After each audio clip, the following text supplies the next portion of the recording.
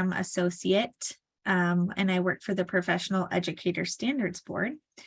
And I'll let my colleagues here introduce themselves. Leonie, would you like to introduce yourself? Sure. Hi, everyone. I'm Leonie Sherwin, and I'm a program manager with the Professional Educator Standards Board. Hi, I'm Matt. I'm a policy and grant specialist here at PESB. Thanks for being here tonight. Thank you. And just joining us is Alicia Arazim, who will be helping us answer questions. She's also staff with PESB, and we will introduce our presenter, Dr. Bonnie McDaniel, in just a couple of minutes. Yes. Okay, so welcome everyone. If you have a question, please use the Q&A feature at the bottom of your screen. We will address questions about the presentation at the end of the webinar, and we will also address any questions you might have about clock hours or other information also at the end of the session today. There is not a chat function because this is a webinar. So please use the Q&A if you have questions, and we will get to those at the end of the session. So like I said, we here at PESB will talk about clock hours and how to get your clock hours at the very end of the session today. So please save your questions until then. And please do not put your name or email in the Q&A. We will be checking your attendance for clock hours based on the Zoom registration. So we'll talk more about that at the end of the session, but it kind of just clogs up the Q&A if everybody is putting in their their names and emails there. We also wanted to let you know that this session today is being recorded. Thank you. All right. So a little bit about the Professional Educator Standards Board before we get started today. We are one agency in the state of Washington, and we serve two different boards. We have the Professional Educator Standards Board, as well as the Para-Educator Board. And our boards recognize that high standards for all educators are essential to student success and achievement. So we here on this slide are our mission, our vision, and our values. And we here at PESB are really dedicated to an equity-minded educator workforce, and we're really glad that you are here to learn with us today.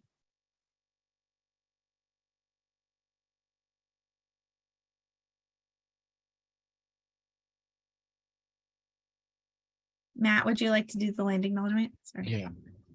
So we'd like to acknowledge that no matter where each of us are physically, we're on the traditional lands of Native Americans whose ancestors were the original inhabitants. And as we proceed with our work, let's make sure that our deliberations and recommendations benefit their descendants equitably. Thank you.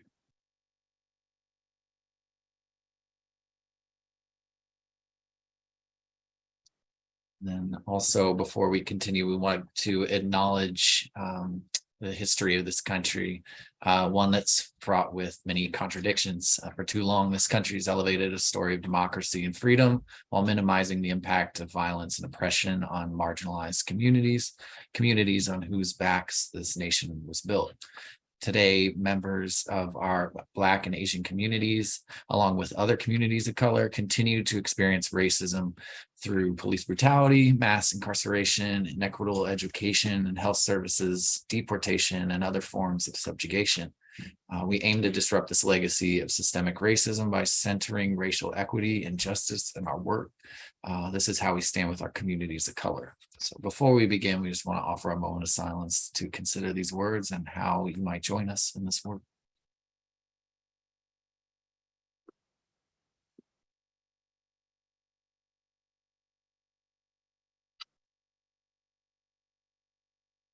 Okay, and so I get the distinct honor and pleasure of introducing our presenter tonight to you, our facilitator, Dr. Bonnie McDaniel.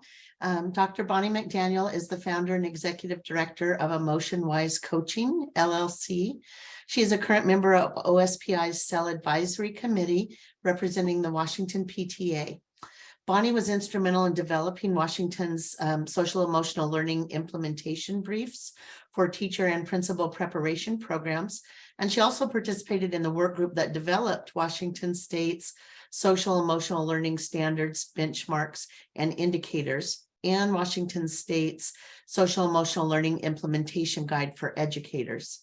Bonnie has previously taught social and cultural foundations classes in educator preparation, and she now facilitates parenting for emotional well-being courses through the Lake Washington Schools Foundation. And I have had the pleasure of working with Bonnie now for the last 2 or 3 years on the Cell Advisory Committee, and always learned so much from her. So so happy to have you here with us today, Bonnie. Thank you for joining us. And I'm going to go ahead and turn it over to you. Hi, everybody. It's really good to be here with all of you this afternoon. Thank you so much for showing up and spending your time with us this afternoon. As we arrive here in this space together, please feel free to say hello to everybody here in the chat. Let us know where you're from. I took a little bit of time to get to know a little bit about who you all are by reading the Padlet that you filled out in the last session with my colleagues back in November. And I just want to start by telling you that I was really moved to hear you share your stories. As a group of people, you have big hearts and you have generous spirits and beautiful gifts. Next slide, please, Matt. You have ties to cultures from all over the world, and many of you understand who you are in terms of your relationships to others. You are mothers and fathers, grandmothers, sisters, and friends. And I want to start off this afternoon by sharing with you a sample of some of the words that you use to describe yourselves, so you get a feeling of who is in this meeting with you today and the beauty of this group, both in the ways that you're different from each other and in your common humanity. So here are some of your words. I am patience and compassion. I'm wonder and questions. I'm a daughter, a friend, an educator.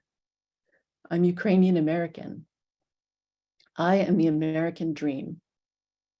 I am the motivator, the candle lighter, the one who ignites the spark and passion for students to learn.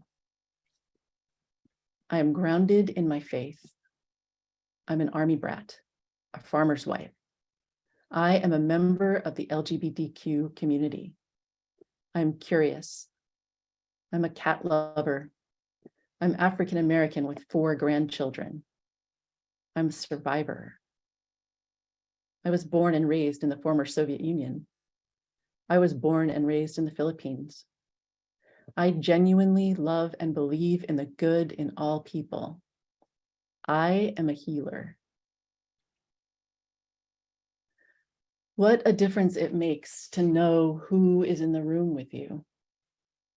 I am awed and inspired to think about the positive impact that you are having in so many lives, the good that you are doing in the world. So we're going to take a few breaths together to center ourselves and to let go of any distractions. And as we do, see if you can connect to the positive energy of this group. Can you feel a sense of being in this thing together, of sharing common struggles, of finding our light, sharing our gifts with each other, with our students, and with the rest of the world? So I invite you to find a comfortable position in your chair. Find a posture that feels solid, upright, open, and at ease. Let your eyes close gently and take a few deep breaths in and out. Notice any tension in your neck or shoulders. Now, on an inhale, bring a sense of ease and letting go with your exhale to those places where you notice tension. As you come into this more relaxed and quiet place, sense that you are taking a pause from the worries or the concerns or other distractions. And you're allowing yourself to just be present in this moment. I invite you to bring a gentle attention to where you can feel the breath in your body. Can you feel the sensations in your chest as it rises and falls? Do you notice the sensation of air flowing in and out? Take a few deep and slow breaths and simply notice the sensations that you feel. And with a kind awareness, notice the sensation of being held and supported. Feel yourself being supported by your chair, your feet resting comfortably on the floor. And now I invite you to take a moment to be open to feeling a connection to all of us in this space, doing this practice together. Sense the positive energy that we bring to this space together. A gathering of generous souls. Sense that you are a part of that larger whole, that we are in this together. Even though most of us don't know each other, we have so much in common, and we reflect so much beautiful diversity. Can you bring a feeling of goodwill toward your fellow educators and humans on this call? All of us here together.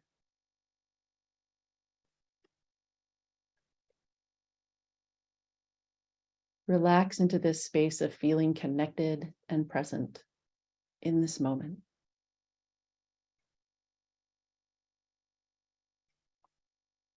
And with the sound of the bell, let's take a few more deep breaths in, and we'll bring this practice to a close.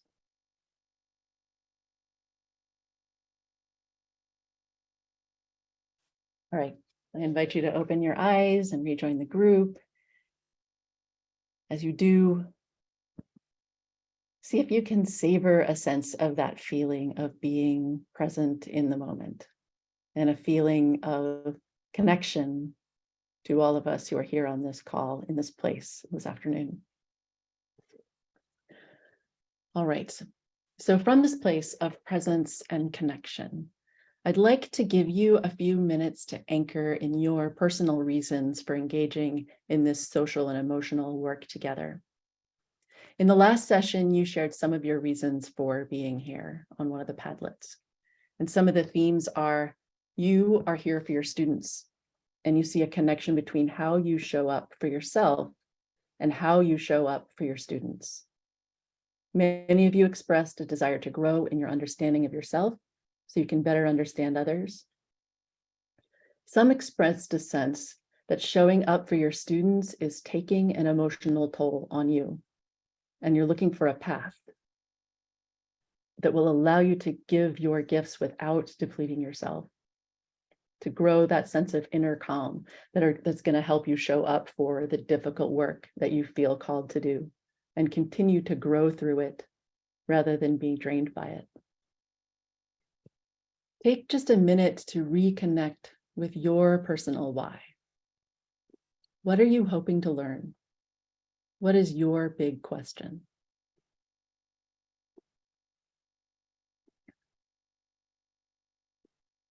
We'll take just 1 minute of silence. You can either write your thoughts down or if you make a note, just to yourself.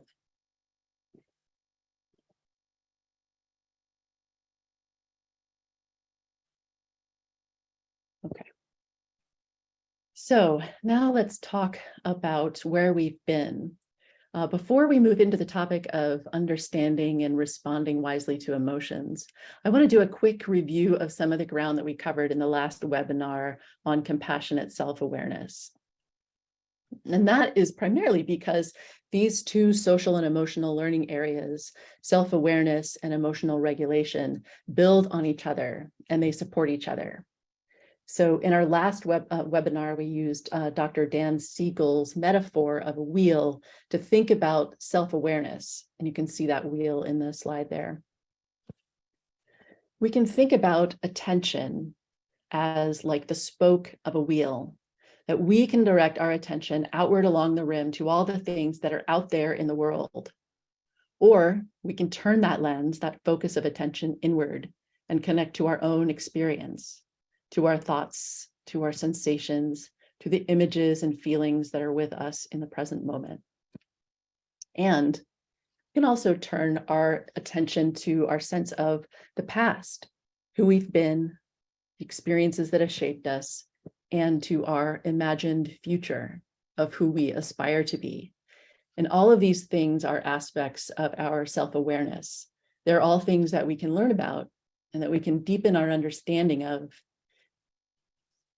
as we turn this lens of our attention inward with compassion.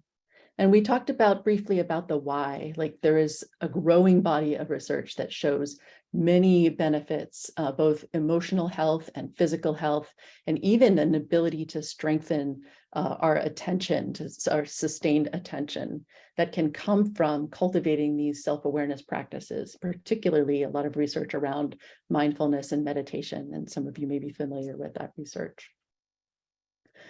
We talked about how it's helpful to adopt certain mindsets as you venture into this sometimes uncomfortable territory of compassion, openness, curiosity, taking an observer stance, acceptance. And these can help us see more clearly and can help us persevere when it gets difficult. And it often does get difficult. I don't know, nobody told that to me when I first started trying to do this mindfulness. It's not easy. It's, you know, there's a simplicity to it, but it can be difficult. And it's like strengthening muscles when we exercise. We can improve our ability to sustain this mindful awareness of our inner lives with practice. And that can take a number of forms, not just meditation. We talked about just writing things down or talking to other people, reflecting on these questions about where I've been, where I'm going, what are my dreams for the future. So those are some of the ideas that we talked about last time. And so today we're going to build on that foundation and take a closer look at emotional regulation, which we can think of as our capacity to respond to our emotions wisely. How can we regulate our emotions so we can get through the storms of life with a little more resilience? How can we intentionally cultivate positive experiences that'll help us restore our emotional balance, relax, and connect with others in deeper ways, and enjoy the experience of living just a little bit more? So there are two different ways of approaching those questions. One is to start with the individual, and this is what I typically do, and move out from there to explore the broader culture, if you even get there. Sometimes you just get stuck in the individual mode. So I was inspired by the last webinar that really focused on where we come from and the communities and cultures that sustain us. And so I want to start off by taking a look at that broader cultural lens. What are some of the messages that we pick up about emotions? Which ones are safe to express and which are not, at school or at home? What are some of the different messages that we get about emotional expression based on our gender identity or our race or our cultural group? One question that I have wondered about is, why does it seem so difficult to talk about our emotional life, to prioritize emotional health and well-being, and to engage in these practices of self-awareness and emotional regulation together and build cultures that support these practices for ourselves and for our students? There are a lot of different possible answers to these questions. And I want to share with you today just one way of approaching this question that I find intriguing, and that is the thesis of a neuroscientist and psychiatrist by the name of Iain McGilchrist. And he wrote a book called The Master and His Emissary. And in that book, McGilchrist draws attention to the fact that we have two different modes of processing in the brain. And you're probably familiar with the left mode processing and the right mode processing. And his claim is that modern Western culture, we have overemphasized the left mode of processing. And it's become quite difficult, if not impossible, to really hear and understand the messages and the wisdom that is coming from the right, the part of our brain that is more capable of seeing the big picture and of understanding things in context. And importantly for our purposes, the part of our brain that is capable of understanding and expressing emotion and empathizing with others. So I'm going to take just a few minutes to let Dr. McGilchrist share his thesis with you in his own language by showing you a quick video. You can cue that up, Matt.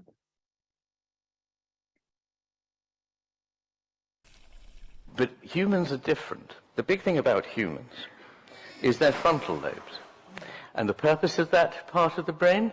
To inhibit the rest of the brain, to stop the immediate happening. So standing back in time and space from the immediacy of experience. And that enables us to do two things. It enables us to do what neuroscientists are always telling us we're very good at, which is outwitting the other party, being Machiavellian. And that's interesting to me, because that's absolutely right. We can read other people's minds and intentions, and if we so want to, we can deceive them. But the bit that's always curiously missed out here is that it also enables us to empathize for the first time, because there's a sort of necessary distance from the world. If you're right up against it, you just bite.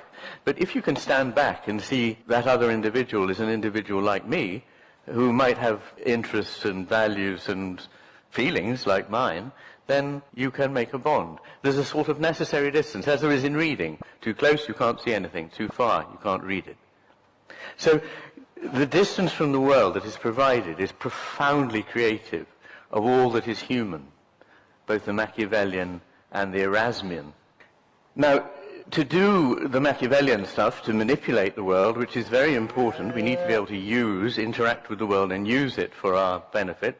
Food is the starting point, but we also, with our left hemispheres, grasp using our right hand things and make tools.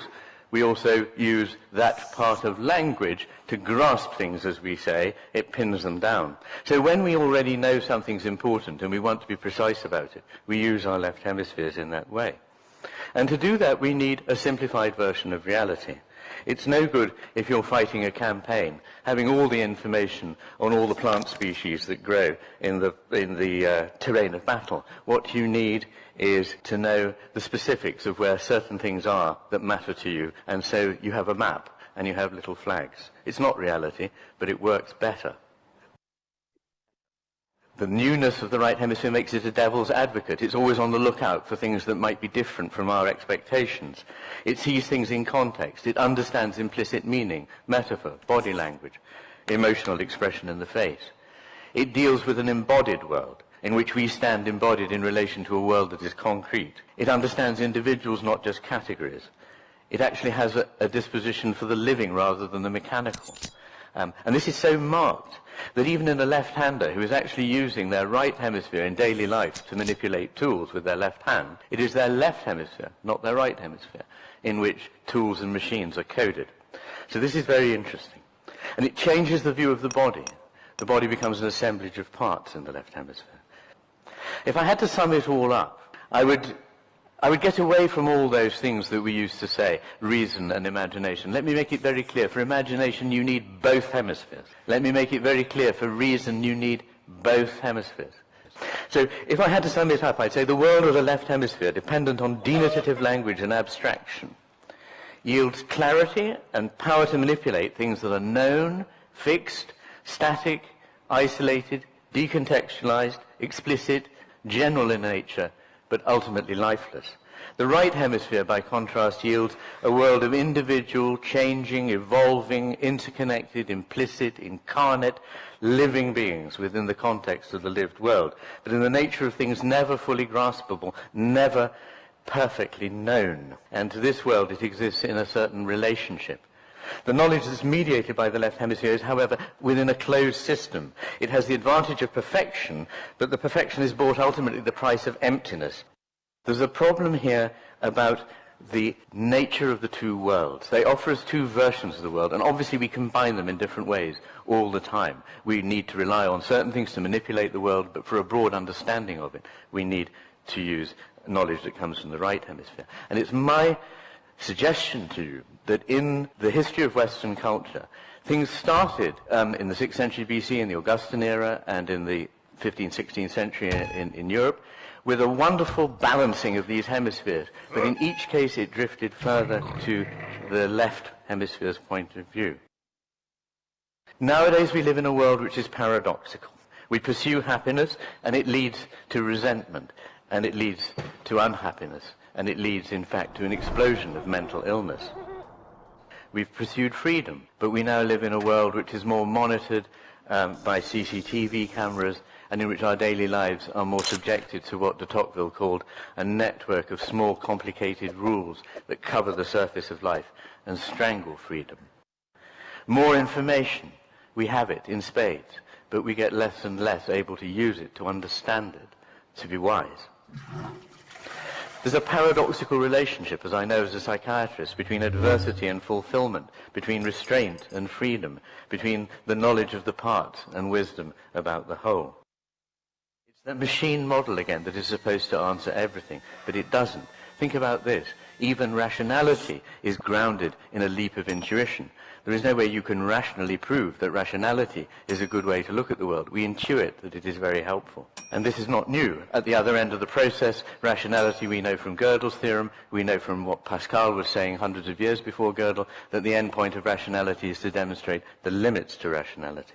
In our modern world, we've developed something that looks awfully like the left hemisphere's world. We prioritize the virtual over the real. The technical becomes important. Bureaucracy flourishes.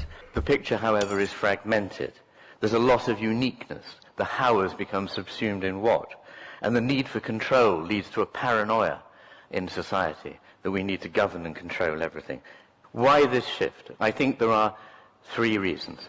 One is the left hemisphere's talk is very convincing because it shaved everything that it doesn't find fits with its model off and cut it out.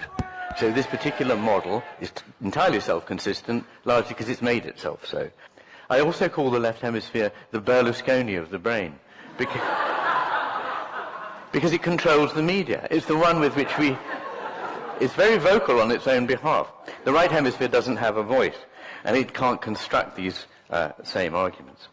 And I also think, rather more importantly, there's a sort of hall of mirrors effect. The more we get trapped into this, the more we undercut and ironize things that might have led us out of it. And we just get reflected back into more of what we know about what we know about what we know. And I just want to make it clear, I'm not against whatever it is the left hemisphere has to offer. Nobody could be more passionate in an age in which we neglect reason and we neglect careful use of language. Nobody could be more passionate than myself about language and about reason. It's just that I'm even more passionate about the right hemisphere and the need to return what that knows to a broader context. It turned out that Einstein's thinking somehow presaged this thing about the structure of the brain.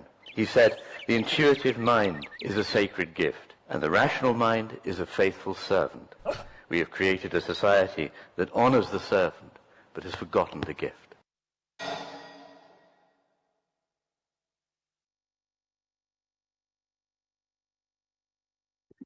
All right, there's a lot to think about there.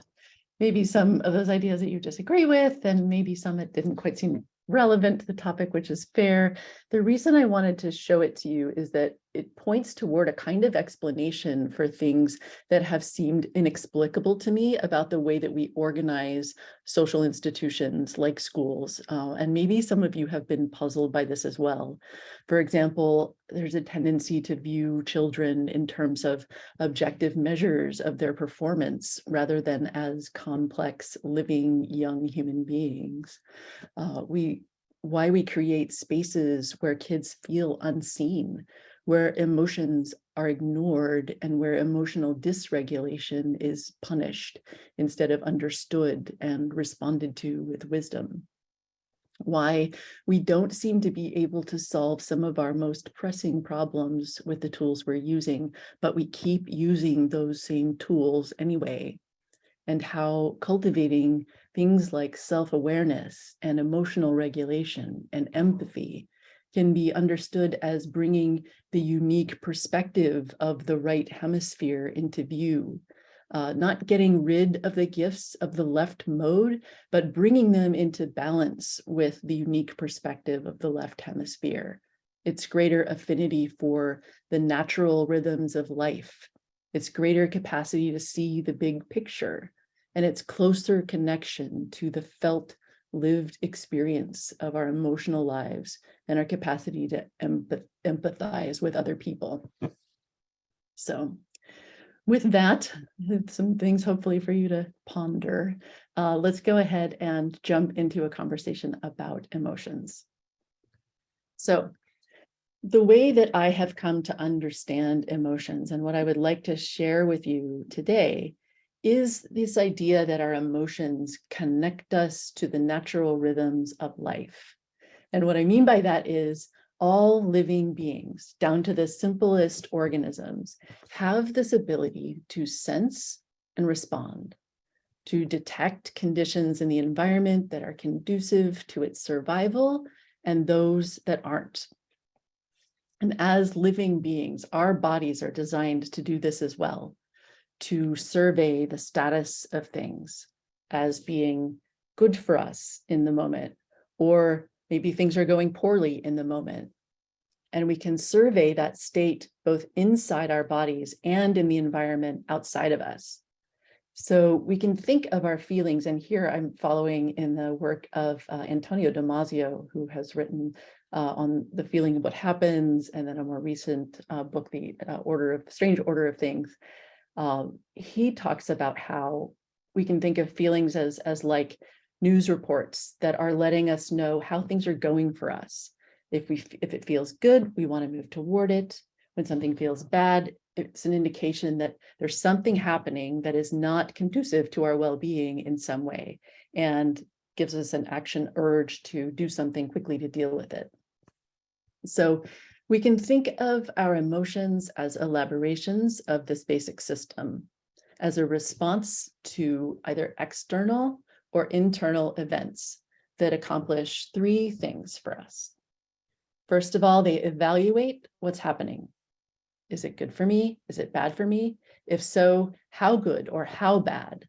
Those are qualities of valence and intensity. Is there an opportunity here for me, or is there a danger?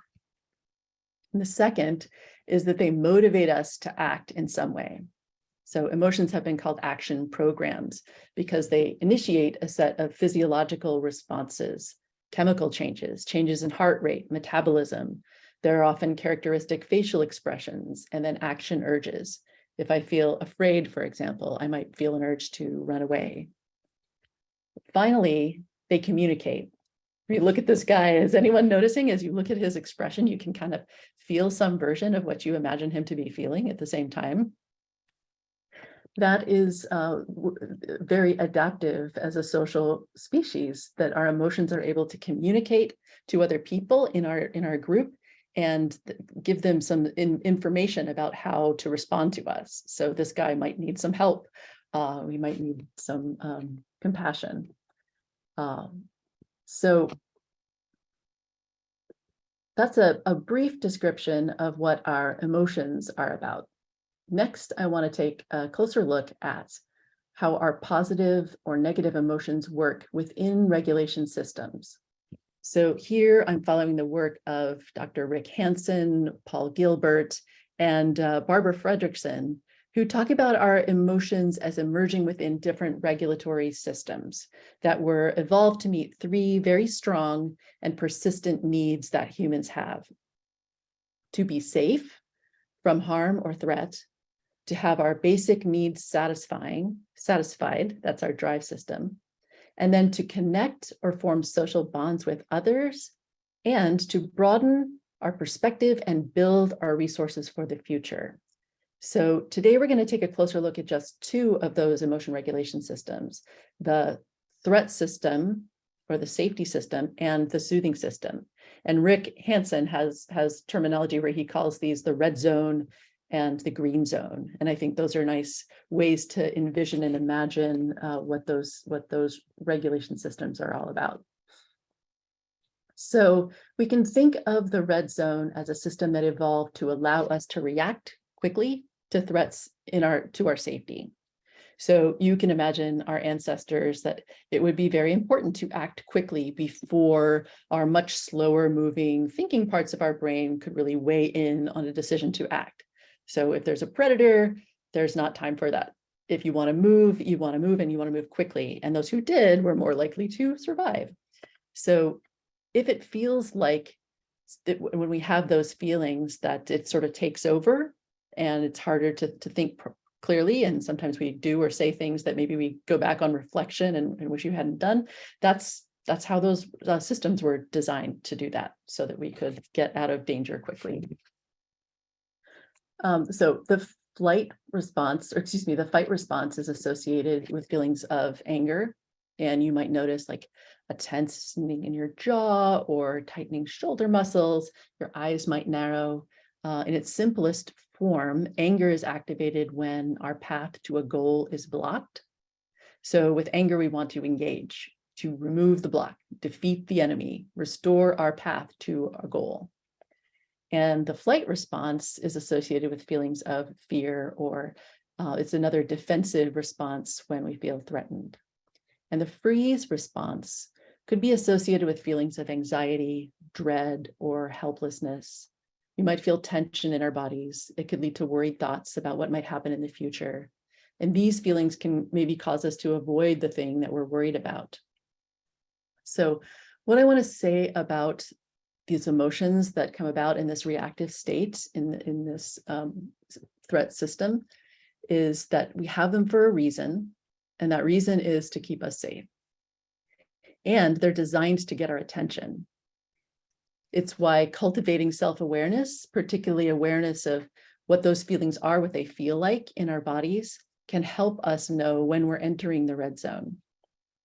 And the third thing that I want to say about this is that we are not meant to spend a lot of our time in the red zone. This response system was designed in order to help us respond to infrequent emergencies. And one of the things that we've learned in recent years is the physiological toll that it can take if we are spending too much of our time there. So we can get activated into these fight, flight, or freeze states.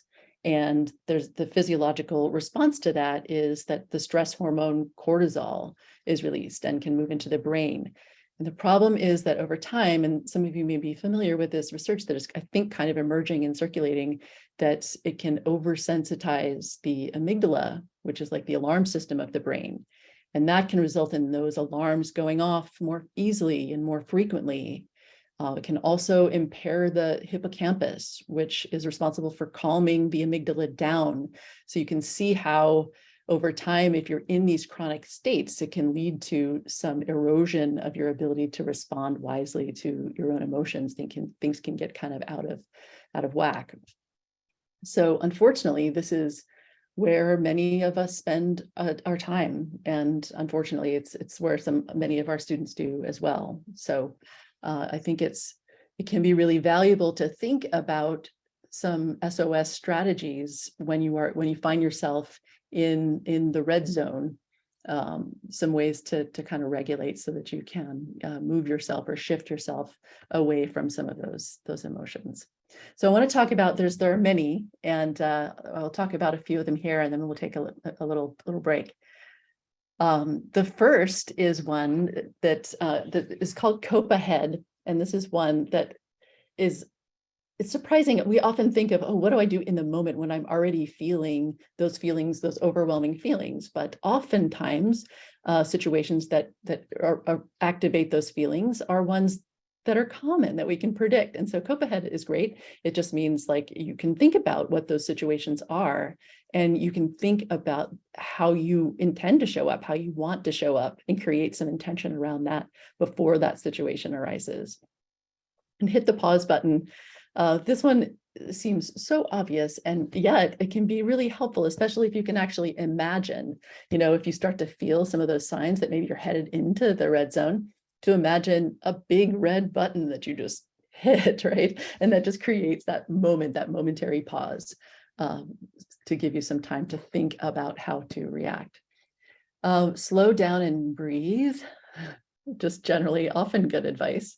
But when you're when you're in one of those sort of activated states, just remembering, okay, this is something that I can do to help regulate how I'm feeling right now. Slow down, take some deep breaths. Name it to tame it. You may have heard that before. That is another powerful tool. And it's helpful when you're talking to other people as well, to encourage them to identify or name what they're feeling. Not maybe completely intuitive why that would be so helpful, but in a lot of ways, sometimes these feelings feel overwhelming because we don't have language to describe it. And so the attempts to introduce some language can really help us to get a handle on it, to feel like we have some relationship with it, or we have some control, or we can identify it and tell a story about it. And that can be very helpful. Another one, movement, mantra, and mood. So this is one that one of my teachers, name is Amanda Blake, and she has written a book called Your Body is Your Brain, or Your Brain is Your Body. One of those, I'll have it correct in the references. But so this is the idea that it's really can be helpful to bring a sense of movement and a sense of intentionality, a sort of embodied experience to this. And so that what it means is you come up with a gesture or a movement that you think of in an instance that you want to use to help you remember something of how you want to show up.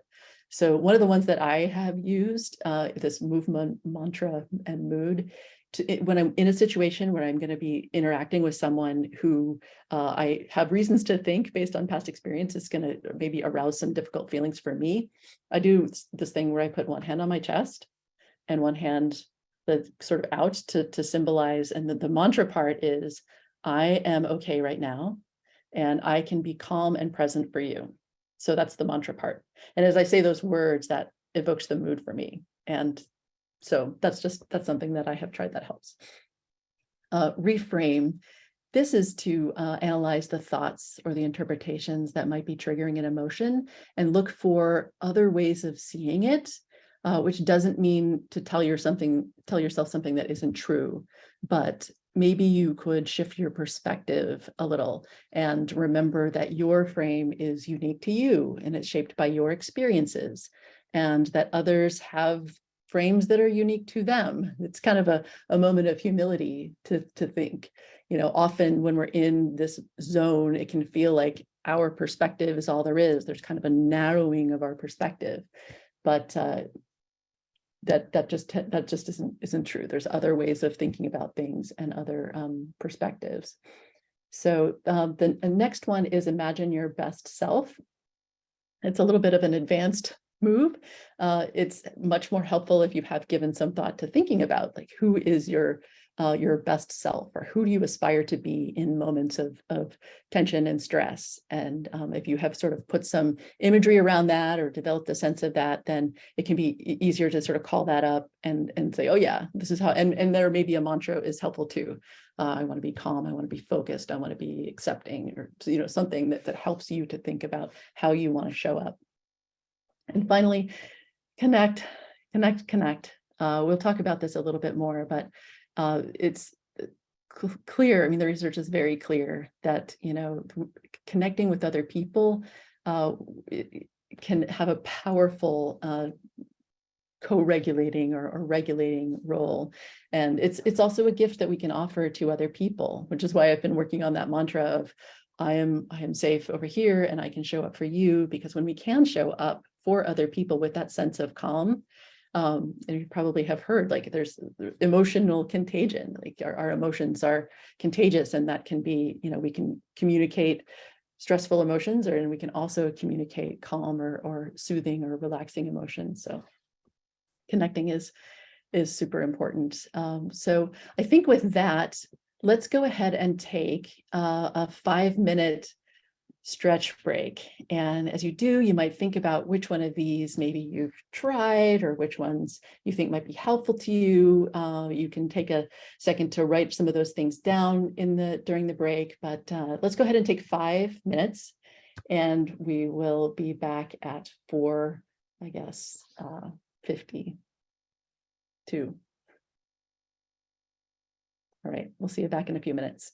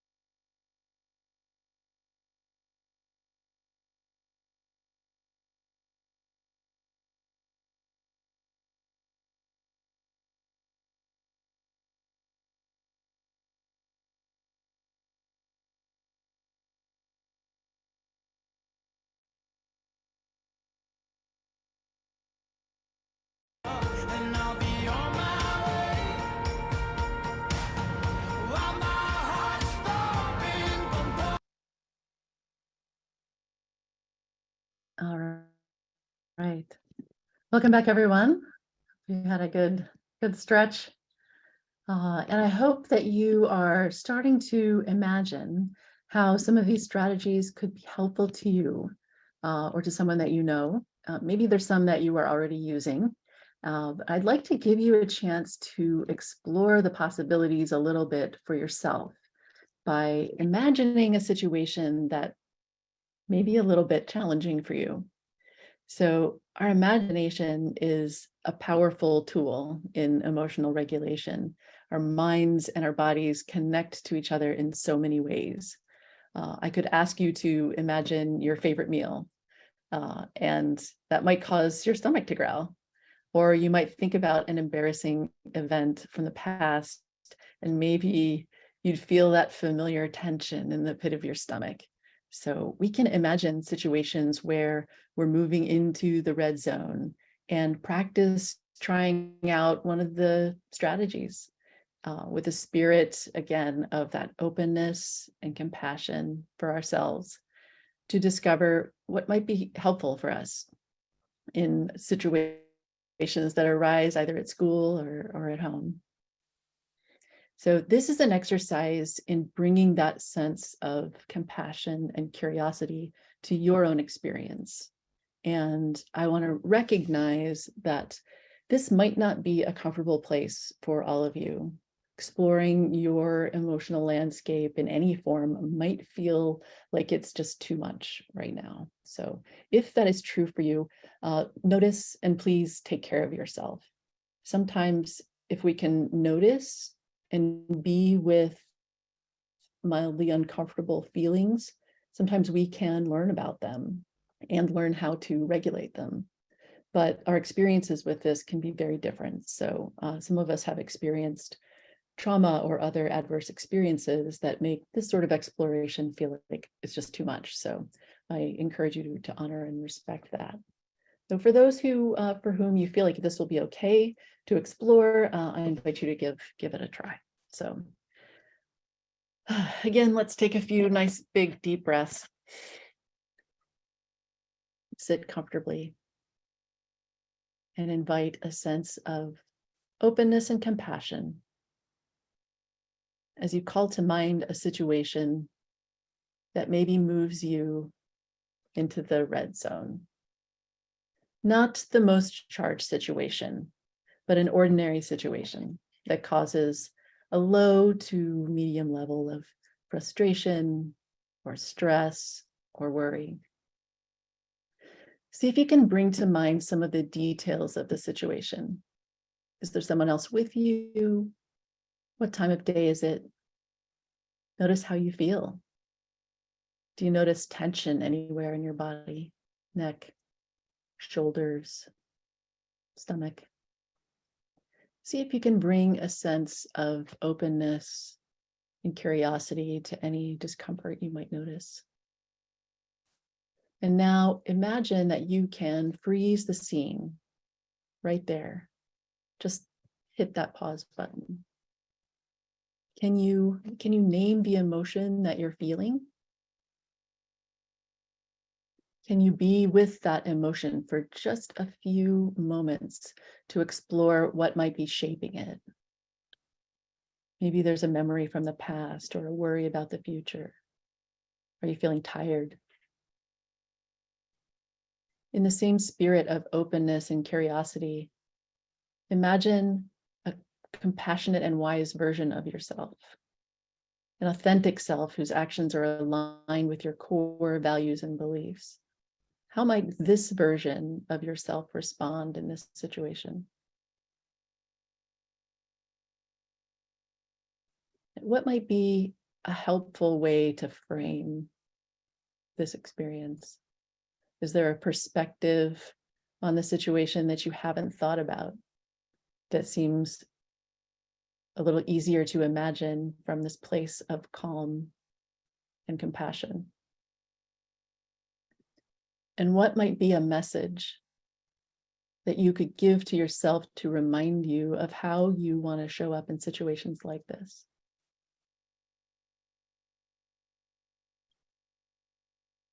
Take a few more deep breaths and see if you can bring a sense of warmth and kindness to yourself for your openness to this exercise.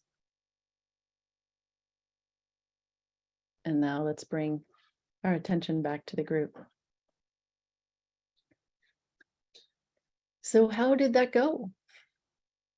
I guess I'm not able to see your responses in chat, but I'm curious anyway, and just to explore, were you able to name the emotion? Did you see something or discover something as you revisited that situation that wasn't clear to you in the moment? All right. So let's move out of the red zone and move into the green zone.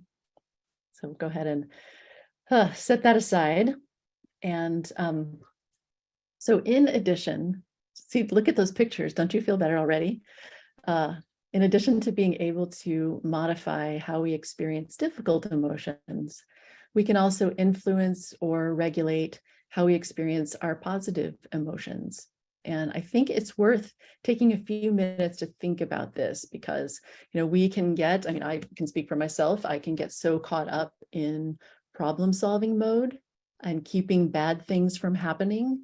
And it feels like, maybe if I solve all my problems, then I can get to thinking about happy things, but that day never comes. So my understanding of the power of positive emotions is grounded in some of the work by Barbara Fredrickson, who is a professor and a psychologist at University of North Carolina, Chapel Hill. And she's written a book called Positivity, which I recommend. It's very readable, kind of uplifting, as you could imagine. And it's given me the sense that, yes, negative emotions are the ones that get us in trouble, and it's important to think about those and come up with strategies that help us regulate those.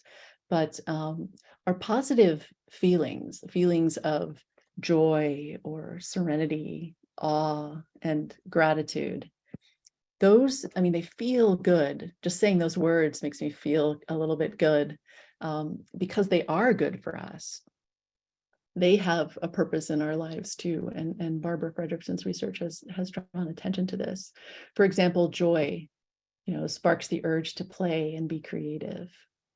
And our interest can spark the urge to explore and learn. And a feeling of serenity can spark an urge to savor our current circumstances. And so according to Fredrickson, these positive emotions broaden our perspective. And this is something I think it's, this is kind of landing with me still as well. When we experience them and we're in this relaxed green zone state, our minds open up and we literally see more. Her research has shown that our peripheral vision actually improves.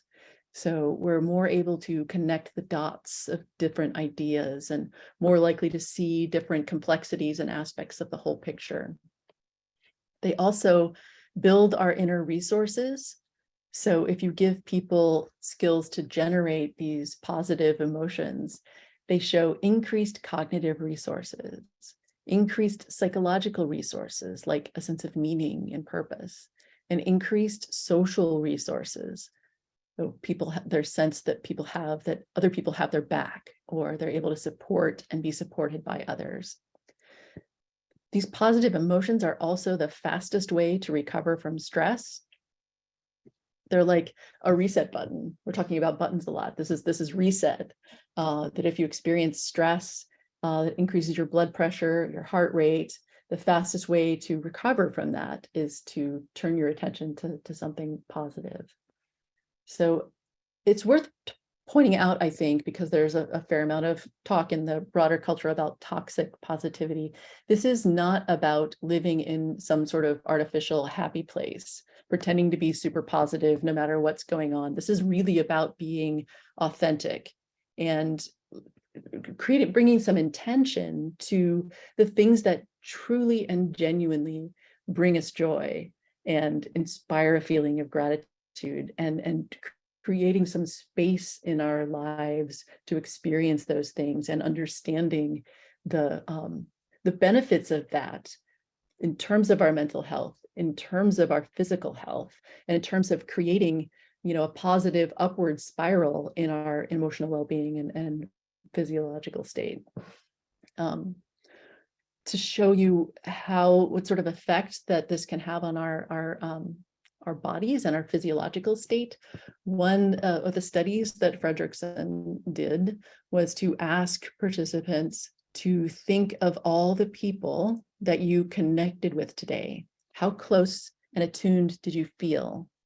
And so here again, we see the power of imagination, just asking participants to bring to their minds these feelings of attunement or connection, actually increase their positive emotions and improve something called cardiac or vagal tone, which is a measure of heart rate variability. It's a measure of the body's flexibility in dealing with different changes in life.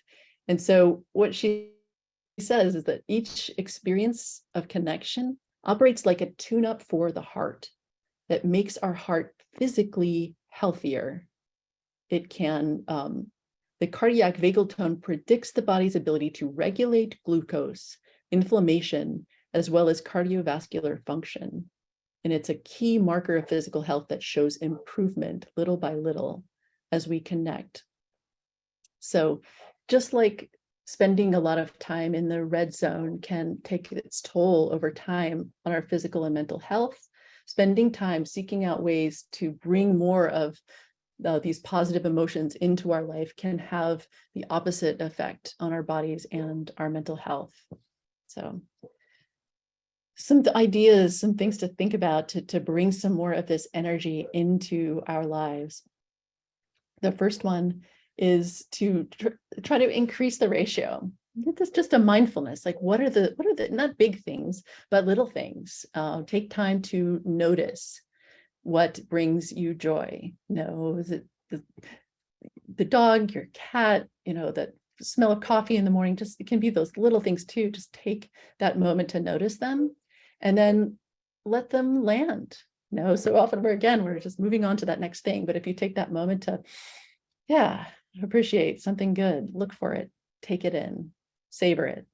And then the last one is, just because it's so important, as that research study suggested, is to connect. Look for how you can really show up for people, to be there with them, and to share moments with them, the ups and the downs and the good and the bad. So when we zoom out and look at the big picture, we can see these patterns, these ways of responding to our emotional lives, that it's kind of like creating an ecosystem of well-being, right? It's complex, and these patterns reinforce one another. So we don't just want to minimize the impact of these negative states, these chronic stress and chronic tension. We also want to intentionally look for those positives as well. So there's a lot of possibilities, things that can help us grow our sense of emotional well-being. And some of those things we probably have in common, and other things will be unique to you. They'll be your ways of bringing those positive emotions into your life. But a few to go over that are more common would be, can't say enough. You hear this, and it's really true. The research is really supporting that eating well, sleeping well, moving, those basics are very supportive of our emotional health, and then deficits in those areas can tip in the other direction. Making time for those soothing connections to connect, create and savor those positive emotional states. There's developing this emotional awareness and emotional granularity. Really does seem over time, as you talk about it, as you develop a more nuanced vocabulary to describe what you're feeling and to talk about that with other people, it helps you to regulate those emotions and feel like you have that way to work with it, that handle, and that little bit of distance that can help with that wise regulation. Some people, it's getting out in nature. For some, it's journaling, really doing some thinking about your aspirations, your best self, all of those things. So for the next slide, I want you to think about what you will plant in your garden, this garden of well-being. What is in there? And I had originally hoped to have the chat where we could share our ideas with one another, but let's just take a couple minutes for you to think about all the things that have been mentioned, and think about what you would like to bring more into your life. What are the things that create a sense of joy? Not the music quite yet. Thinking of every choice I've made to leave me here right now, standing on solid ground. And I've been hiding in the shadows, wondering if I'm on the right road, someplace I've never been. Is this how it all begins? Oh, 'cause I've got my best suit on and I'm ready. I got my sleeves rolled up and All right, just going to take a moment for that, and I encourage you to continue to reflect. Good song. There we go. All right. So for this next piece, I would like for us to work on creating something together. So this is our opportunity to be interactive. And here I would like you to bring some of this positive energy, this sense of dreaming and aspiration, to imagine what it would look like if we were to create ecologies of well-being, of emotional well-being at school. So if we could have the link to the Padlet put in the chat, you've got that, everybody access that. This is your opportunity to share with each other, to sort of dream and imagine, use that powerful imagination to think about what that could be like, what it could really look like, to develop that vision of how things could be. So what would you see happening in the classroom? And what would you see happening in other school spaces, meeting rooms, during sports? How would it feel? See if you can develop some emotional granularity around what it would feel like if you were in those spaces. And then what's a small step that you could take to nurture the growth of a culture of emotional well-being at school?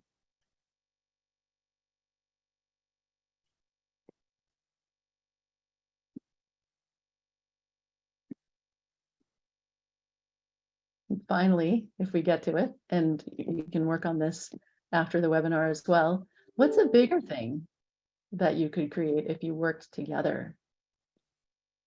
I often, when I do coaching one-on-one, I talk about those individual small steps, and they're important, and they can make a huge difference both in your well-being and the people around you. And if you worked together, given what I know about this group and your dedication, there are things you could do to change things. Can see some answers coming in. Let's actually go ahead and take maybe 5 minutes, if we've got that, to play that music again and just give us a little reflection and take a few moments to kind of let what other people are saying sink in and reflect on this for a little bit. We'll take let's take 3 minutes to do that.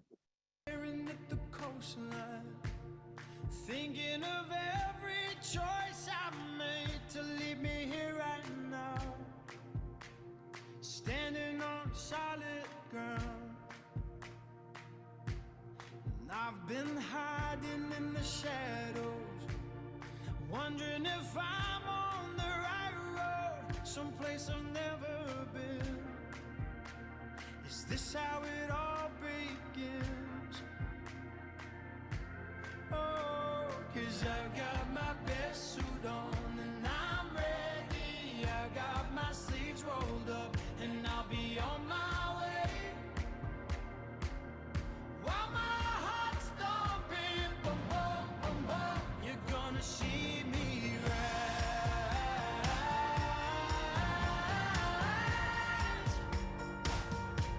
Oh, and rise, rise, rise, rise. For every valley there's a mountain. For every answer there's a new question. Is it worth all this? Pushing myself to the edge. 'Cause we're all looking for a reason. Find a shelter from the storm within. Just keep your eyes ahead and dust yourself off again. Oh, 'cause I've got my best suit on and I'm ready. I've got my sleeves rolled up and I'll be on my way.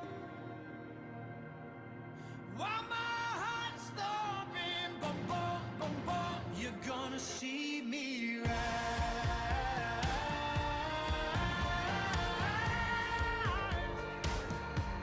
Oh, and rise, rise, rise, rise. Oh, 'cause I got my best suit on and I'm ready. I got my sleeves rolled up and I'll be on my way. While my heart's thumping, boom, boom, boom, boom, you're gonna see me rise. Right. You're gonna see me rise. I don't know if you guys are all watching this. I have to tell you, I'm feeling a little choked up as I read through this and see the feeling of warmth that I get as I imagine these classes, and I imagine feeling what it feels like to be in those school spaces. I hope that you're feeling some of that too. This would be maybe a good time to take a moment to really notice what you are feeling as you read these words. What would you see happening? Real growth and connection. Students moving and interacting with their peers, collaborating, working together, blossoming of creativity.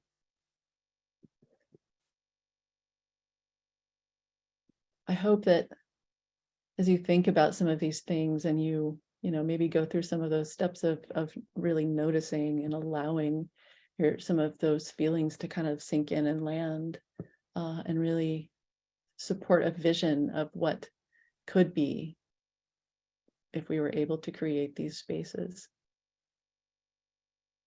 Thank you so much for participating, for being willing to dream a little bit, and for being open to what comes up as you think about these questions. So I want to wrap up this section, I guess, and thank you so much for your time and your attention and your willingness to be open to not just information, but to an experience. I think part of the social emotional learning work that we do is about shifting from just thinking about emotion, information that comes at us, to creating experiences, real life human experiences, where we are checking in and resonating with our own experience, and really being open and resonating with the experiences of other people too. And those are skills, and those are definitely things that can, we can improve over time. And so I thank you for your patience with this process and your openness to new ways of doing things. I think we might have a couple moments. Oh, yeah, well, so let me talk about some of the references that I have found helpful personally, and that some of them I've referred to. Mark Brackett's work. He has a fairly recent book called Permission to Feel that's wonderful. It talks about the Ruler Program. Antonio Damasio, The Strange Order of Things, is his book about culture and the role of feelings in creating the culture that we live in. Susan David has a very readable book called Emotional Agility that's I think very practical and helpful. The big long book, Paul Gilbert's The Compassionate Mind, but he really goes into those different emotion regulation systems and the evolutionary story about how we develop them, but also a specific training in compassion that can help us over time develop more balance between that threat system and the soothing system. That's a healthier and happier place to be. Rick Hanson's work I referenced, Mary Helen Immordino Yang, she has written quite a bit about emotions and learning. And the Master and His Emissary, I'm not sure I can recommend that except for people who are like me and really neuroscience and philosophy and psychology nerds. It's this big, huge thing, but it's very interesting. And then we didn't talk too much about trauma, but I really, a book by Dr. Bruce Perry and Oprah Winfrey, a book called What Happened to You? Conversations on Trauma, Resilience, and Healing is, I think, is a good resource as well. So do we have anything in the Q&A that is relevant to the presentation? Doesn't look like there's any questions so far. There aren't any questions for you right now, but this is for all the participants. This is a great time if you do have questions for Dr. Bonnie McDaniel. She has some time to answer them, so please feel free to put those in the Q&A. And as we are wrapping up this section, I'm happy to take a few minutes for questions, but I also want to invite you guys to think about something that you want to take away from this, an idea of something that you want to try, maybe a strategy that you want to try, something that you want to bring into your classroom, and really maybe make a note so that you can make this real and active for you in your life. Oh, yes, thank you. Someone mentioned Positivity by Barbara Fredrickson. Yeah, that didn't get in the list. I've got it right here. I'm working on it right now. It's Positivity, Barbara Fredrickson, and I don't know if we can send an updated version of this when we send the slides out, but I can definitely add that. Thank you, Victoria.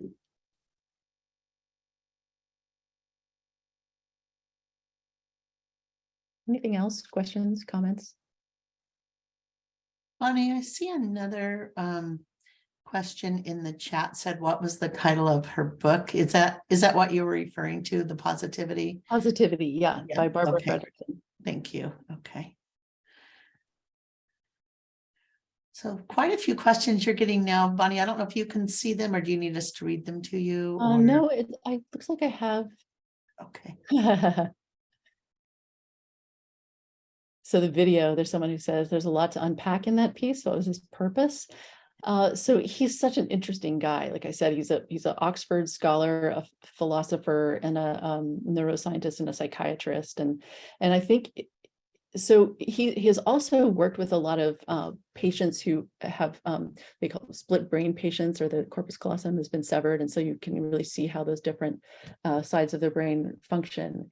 And I think what his big concern in the video and in the book is really to encourage from a very scientific standpoint. Like he's a neuroscientist, he's a psychiatrist, and he's worked with these patients to suggest that there is this imbalance in culture that's worrying to him, and he wants to use some of these very powerful discourses in Western society of neuroscience and psychology and philosophy to, in some ways, present an internal critique of where we're headed and some of the ideas that underlie that.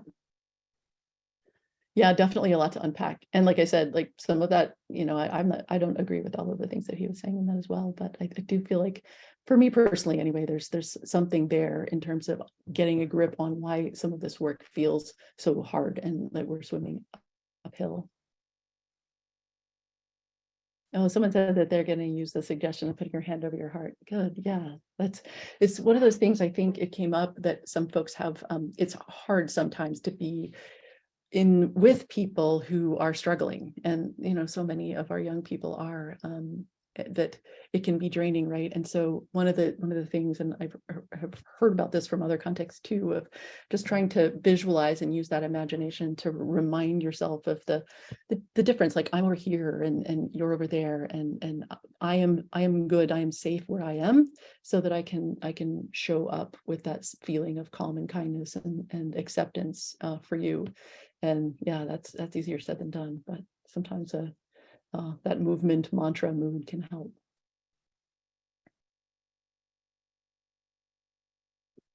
Let's see, mindful moment videos. Not specifically mindful moment. I can say that, who is it? There's a group, I'm skipping on the name, that has put out a lot of very useful videos, especially on emotion regulation and understanding your emotions and some other mental health topics. I will have to maybe look that up and get that resource to you.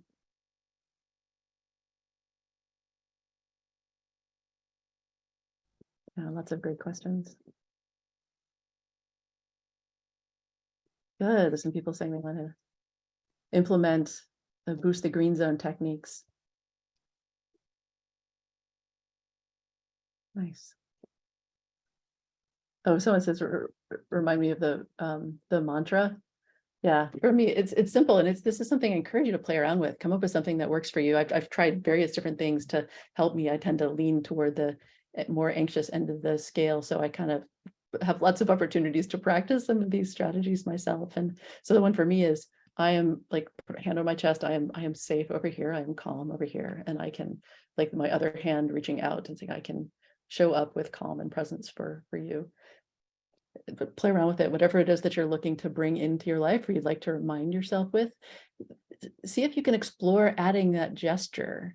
It's surprising, but in my experience, it really adds that extra something that really helps me create that embodied sense of whatever it is that I'm looking for.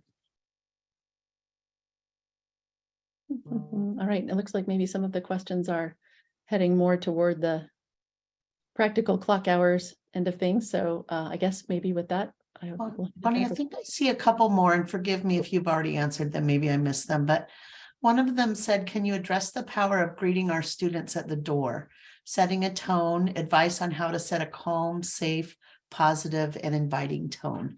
And they're specifically talking about middle grade students. Yeah, I love the idea of greeting at the door. And, I'm not familiar with specific research around that, but I can tell you that, Dr. Dan Siegel, whose work I have followed for decades now, really talks about our kids needing very specific things from us. And one of them is a need to be seen. The need to be like really like that eye contact and that I see you. No, it seems like a kind of a simple thing, but and very, very powerful and important and good for our kids' sense of psychological well-being and regulation, to be able to feel like they are seen by the adults around them. Thank you. And I think the second part on that was, do you have any advice on how to set a calm, safe, or positive and inviting tone in a classroom? I would say, like so many things in the social emotional learning work, I mean, doing the work yourself will, my experience is the more the work that I do for myself, on myself, the more I am able to just naturally and authentically bring that into the spaces where I go.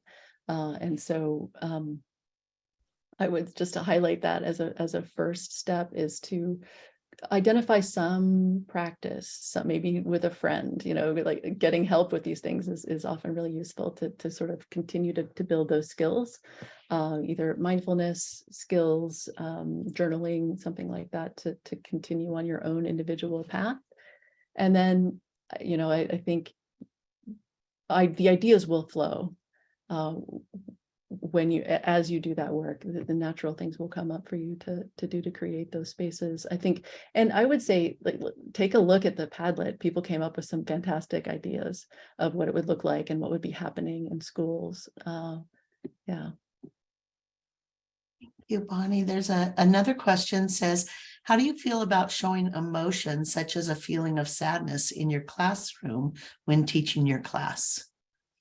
Yeah, so that's a good question. And I think it's important to, recognize a couple things. One is that emotional contagion.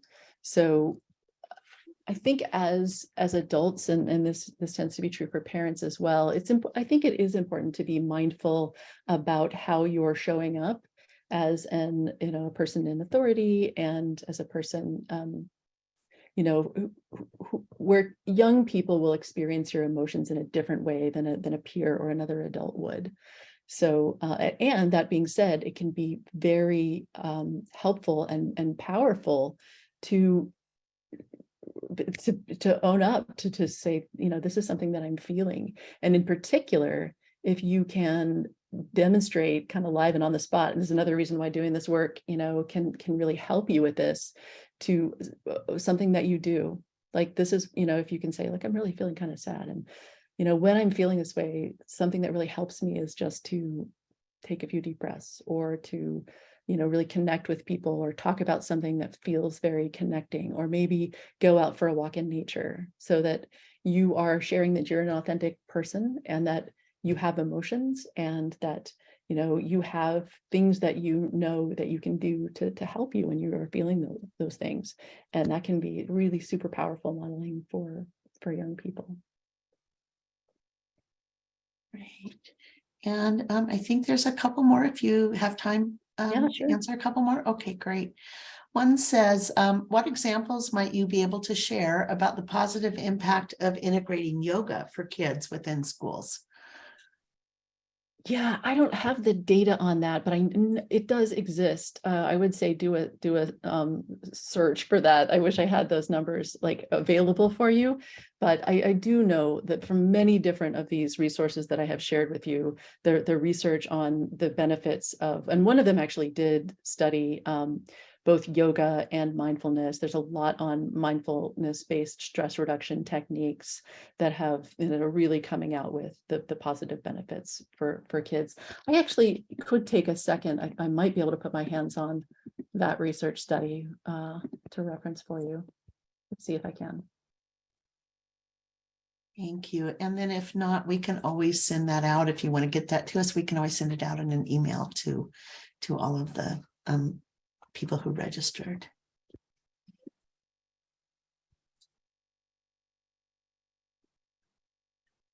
And while you're doing that, there was another question about, are you familiar with super brain yoga? No, I'm not. Yeah. What is super brain yoga? I would love to hear. Sounds good.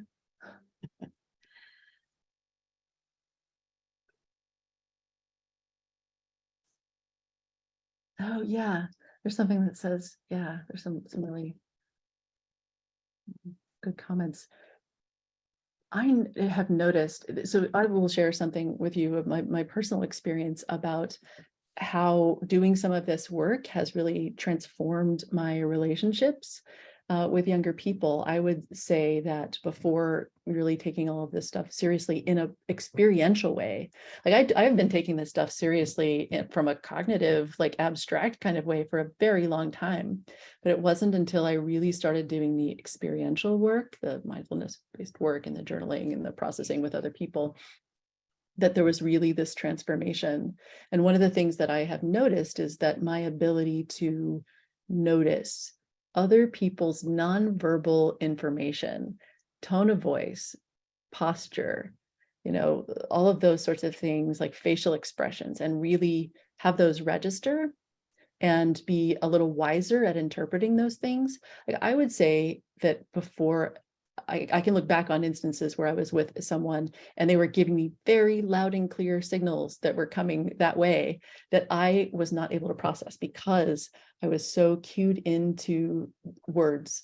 What are the words that I'm saying? What are the words that you're saying? And so I do think that developing that sense of attunement to one's own physical response helps to develop that sensitivity so that then you are also able to resonate a little bit more and a little bit more wisely with other people and take in some of that nonverbal information. See. Thank you. And I know in the chat, there are a lot of great suggestions as well for references. So when we send out this email, Mackenzie, do you think it's possible that we can share things that you all have shared, not in the chat, but in the Q&A? We can include those that was shared by the audience in references as well. And there's another question here. It said, you had us do an exercise in remembering a low-level trauma or trigger and label the emotion we were feeling.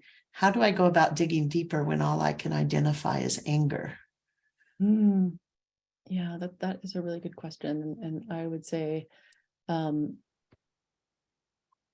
first of all, just be so patient and kind, and having that sense of, especially around trauma and around those very difficult emotions, to just dip your toe in. And this is some of the work from Dr. Perry's book, the What Happened to You.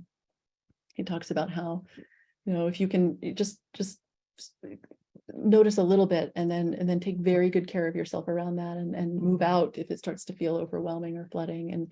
And they're like talking to a very trusted friend who can really show up, and we'll talk about next week or for our next session on empathy, how to really show up for people so that they can be their full authentic self. But sometimes talking it through with other people. And of course, oftentimes, so many of us have experienced trauma, and there are professionals who can help with that. They've helped me and so many people. I know that they can be hard to find, but some of that work really is work that is best done with someone with special training. Yeah. Below anger is fear. Yeah. Often, very, very often. That is true.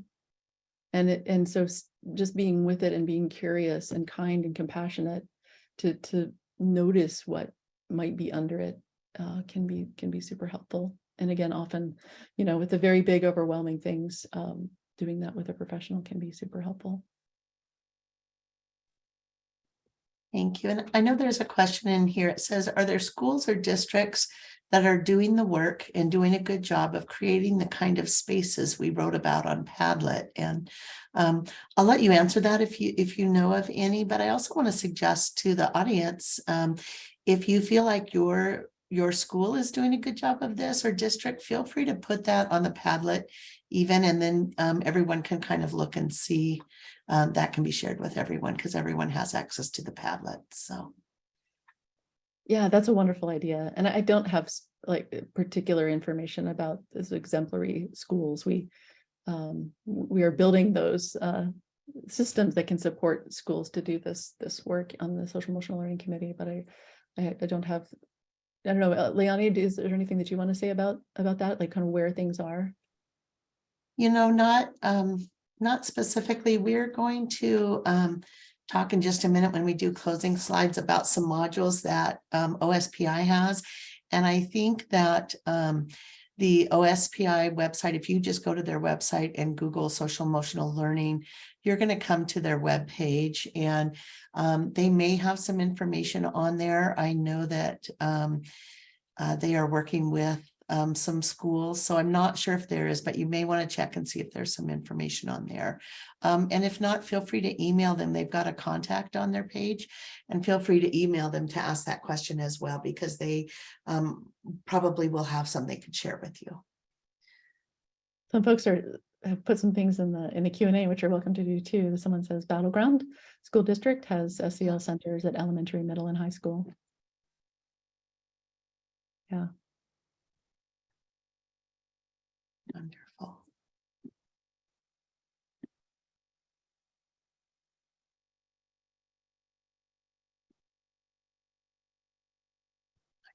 Don't see any new questions. PESB staff, are there any other questions that you see, or? Right. Well, I just want to thank you so much, Bonnie, Dr. McDaniel, for what you've shared with us. I have come out of this feeling so calm this evening, and I just really appreciate that. It's so great for me to learn these things as well. And although we at PESB aren't in the classroom anymore, I think this is so helpful in our work, working with other educators as well. And I see there are a lot of thank yous and a lot of hearts and claps and things. So we really do appreciate you sharing with us tonight. Thank you.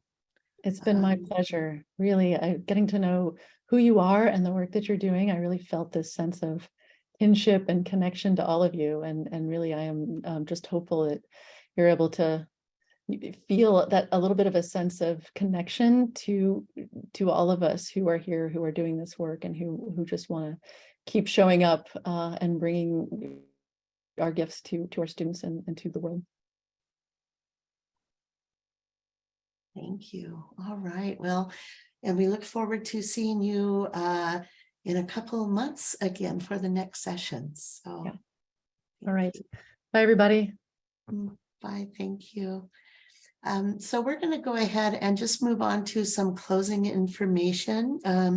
We wanted to let you know that a lot of this information we're sharing is also addressed in our SEL series FAQ. And I think that we have the link for that. And it looks like Mackenzie's going to put that in the chat. Thank you, Mackenzie, for that. So if we can go on to the next, there we are. So I was just starting to mention this a moment ago. As I mentioned, I think Dr. McDaniel did a wonderful job of really helping us focus on inward, right? This whole series is about, as educators, on us focusing on our own social emotional learning as educators, so that we're better prepared to help our students with their own social emotional learning in the classroom. But we do also want to let you know that if you're interested in delving deeper into learning about social emotional learning specifically in the classroom, OSPI provides 7 self-paced modules. They're their SEL modules, and you can see the link here if you click on that for more information. And these modules really are designed to build knowledge and awareness for teachers, administrators, and school staff of what social emotional learning is, why it's important, and how to implement and integrate it, SEL into different contexts in a culturally responsive way. So also now you're able to earn free clock hours for completing these modules, and the modules are self-paced, so you can complete them at your own pace. And thank you, Mackenzie. Mackenzie put the link in there to the modules as well. So we did want to let you know about that. And next, we also want to let you know, just a reminder, that through this cell series, you are able to get free clock hours.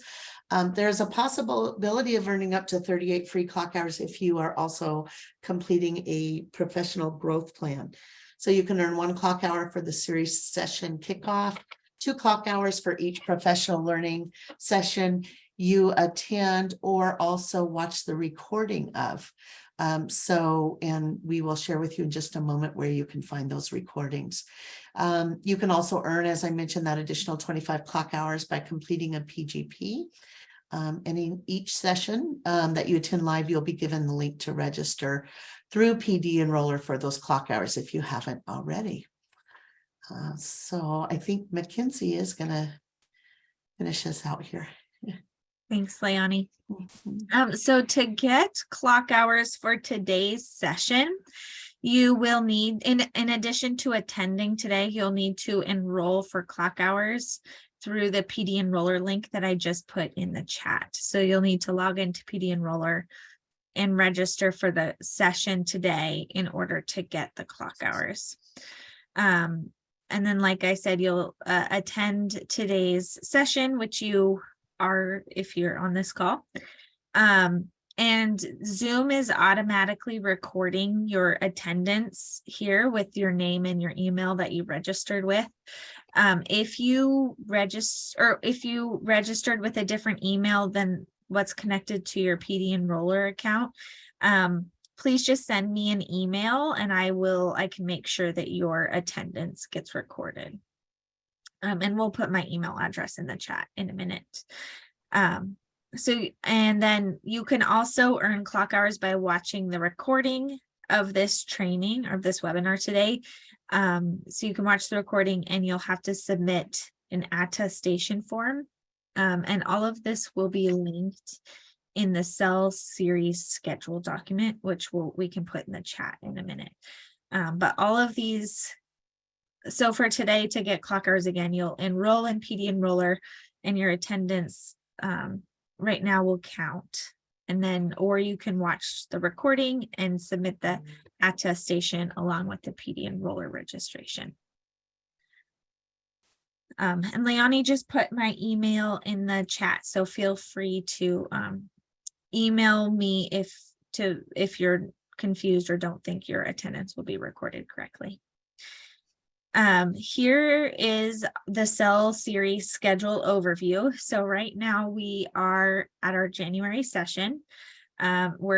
We've just got 3 more sessions to go. Our next session will be in February 6th. Leonie just put the series schedule document with all the registration links and PD Enroller links and recording links from past sessions, so you can view all of those by going to that document and clicking on the links there. After this session today, I will also send out all of these links in an email so that you have access to them there. Oh yeah, thanks, Lanny. So I'll say it out loud. The links for the slides will also be linked in that same cell series schedule document. Mackenzie, we have quite a few people asking in the chat that if they've already registered with PD Enroller, do they need to register for it again using the link? Nope. Once you've registered for this session once in PD Enroller, you should be good to go. Thanks, Mackenzie. So on the next slide, here's a little bit more information about webinar and clock hour links for next time.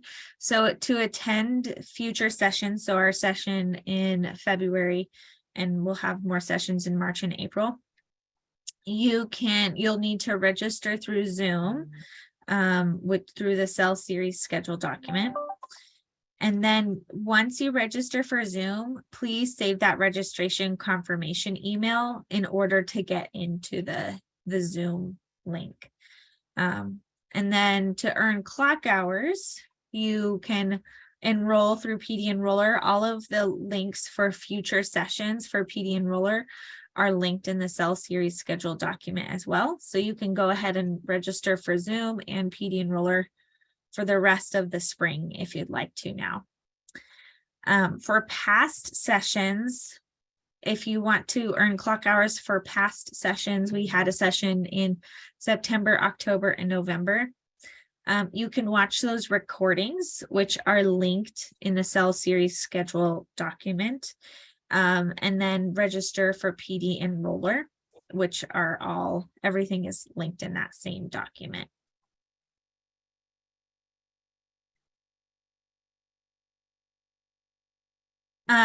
For additional clock hour assistance, there is a lot of information in the FAQ document that Leonie mentioned before. And there's lots of answers to questions like, what are clock hours? And can you earn clock hours for attending these sessions? How do you register for those clock hours? How to log into PD Enroller? What is e-certification? How do I create an e-certification account? And how can I earn clock hours by watching the recorded sessions? So there is lots of information in that FAQ document that will be helpful if you have questions or any confusion about clock hours or PD Enroller or e-certification.